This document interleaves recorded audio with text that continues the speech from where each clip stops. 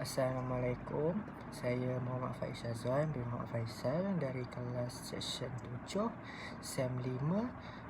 Pada hari ini saya nak membaca sikit atau mengulaskan balik daripada potongan ayat yang dari ayat yang saya ambil, iaitu ayat Al-Hujurat ayat ke-10 yang berceritakan tentang semua orang beriman adalah bersaudara. Saya mulakan. A'udzubillahi minasyaitonirrajim. Bismillahirrahmanirrahim.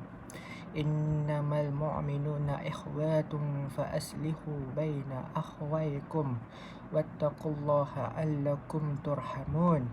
Yang bermaksud sebenarnya orang-orang yang beriman itu adalah bersaudara, maka damaikanlah di antara dua saudara kamu yang bertelingkah, iaitu yang bergaduhlah itu, dan bertakwalah kepada Allah supaya kamu beroleh rahmat. Daripada ayat Al-Hujurat ayat ke-10. Daripada ayat ini Allah Subhanahu Wa Taala bertekankan bahawa kita sering berhadapan dengan perbezaan pendapat, latar belakang dan pandangan hidup. Dekat sini ayat ini mengajar kita untuk kita melihat orang lain, terutamanya rakan, jiran ataupun keluarga lah, untuk kita jadikan sebagai saudara yang kita hormati dan bukanlah sebagai pesaing atau musuh. Apabila kita menganggap orang lain sebagai keluarga, ia memupuk sifat empati, tolong menolong dan kasih sayang dalam kehidupan harian. Orang-orang yang beriman, iaitu orang macam kita lah, ataupun orang-orang yang Islam, agama Islam, untuk bersaudara, iaitu macam mana?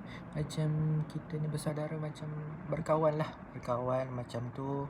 Allah menujukan pada kita untuk berkawanlah dengan sesiapa pun, tetapi jangan menyakiti hati mereka. Bagaimana kes-kes yang terbaru yang kita dapat dengar. Dan akhir sekali menekankan ayat, maka damaikanlah di antara dua saudara kamu, macam bagaimana setiap perhubungan ataupun persahabatan mesti ada persilihan ataupun pergaduhan.